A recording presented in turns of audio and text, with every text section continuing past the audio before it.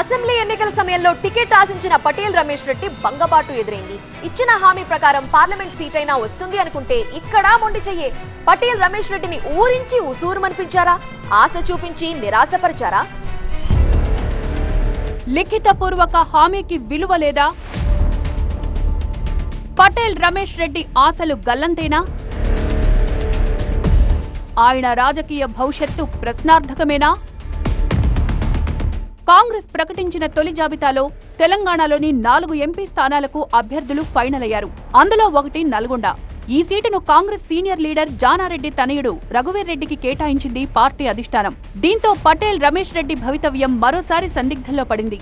Assembly ఎన్నికల్లో Suryapet ticket ను పటేల్ రమేష్ రెడ్డి ఆశించారు. అయితే అప్పట్లో ఆ స్థానాన్ని రామిరెడ్డి దామోదర్ రెడ్డికి కేటాయించారు. అసంతృప్తికి లోనైన పటేల్ బోరున విలిపించారు. ఆయన అనుచరులు సైతం తీవ్ర ఆగ్రహం వ్యక్తం చేశారు. చివరకు ఇండిపెండెంట్ గానే నామినేషన్ వేశారు. ఆ సమయంలో రమేష్ రెడ్డి ఇంటికి వెళ్లిన ఏఐసీసీ పెద్దలు బుజ్జగించే ప్రయత్నం చేశారు. నల్గొండ ఎంపీ టికెట్ పై లిఖితపూర్వక హామీ ఇవ్వాలని రమేష్ రెడ్డి పట్టుబట్టడంతో ఉత్తమ్ కుమార్ రెడ్డి సంతకం చేసి మరీ హామీ పత్రం ఇచ్చారు.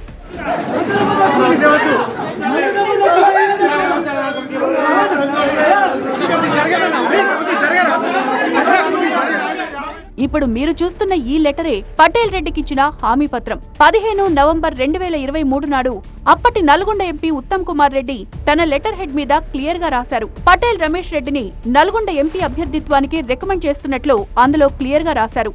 ఈ హామీ మేరకే ఆయన తన నామినేషన్ విత్డ్రా చేసుకుని అసెంబ్లీ ఎన్నికల్లో కాంగ్రెస్ అభ్యర్థులకు మద్దతిస్తున్నారనే విషయాన్ని కూడా క్లియర్ గా రాశారు. దాని మీద ఉత్తమ్ కుమార్ రెడ్డి సంతకం కూడా ఉంది. అప్పటి తెలంగాణ కాంగ్రెస్ ఇన్ఛార్జ్ మాణిక్రావు ఠాక్రేకి సైతం ఆ లెటర్ కాపీని పంపించారు. అప్పట్నుంచి ఈ సీటుపై ఎన్నో ఆశలు పెట్టుకున్నారాయన. కాంగ్రెస్ కి పట్టున్న జిల్లా, పైగా పార్టీ అధికారంలో ఉండడంతో తాను ఎంపీ అయిపోయినట్లుగానే ఊహించుకున్నారు. కానీ రఘువీర్ రెడ్డికి టికెట్ కన్ఫర్మ్ కావడంతో పటేల్ రమేష్ రెడ్డికి మరోసారి హ్యాండ్ ఇచ్చినట్లయింది. ఆ రోజు జరిగిన ఆ సీన్ ని, ఉత్తమ్ కుమార్ రెడ్డి ఇచ్చిన భరోసాని కాంగ్రెస్ హైకమాండ్ ఏమాత్రం పట్టించుకోలేదని ఇప్పుడు జాబితా చూస్తే అర్థమవుతోంది. తాజా ప్రకటనతో పటేల్ రమేష్ రెడ్డి మరోసారి అసంతృప్తి వ్యక్తం చేస్తున్నారు. పటేల్ రమేష్ రెడ్డికి ఇచ్చిన హామీని పార్టీ మర్చిపోయిందా? లేక ఆయనకు టికెట్ రాకుండా ఎవరైనా అడ్డుకున్నారా? లేదంటే ఆయనకు మరేదైనా అవకాశం కల్పించే ఆలోచనలో పార్టీ ఉందా అనే ప్రశ్నలకు కాంగ్రెస్ పార్టీనే సమాధానం చెప్పాలి.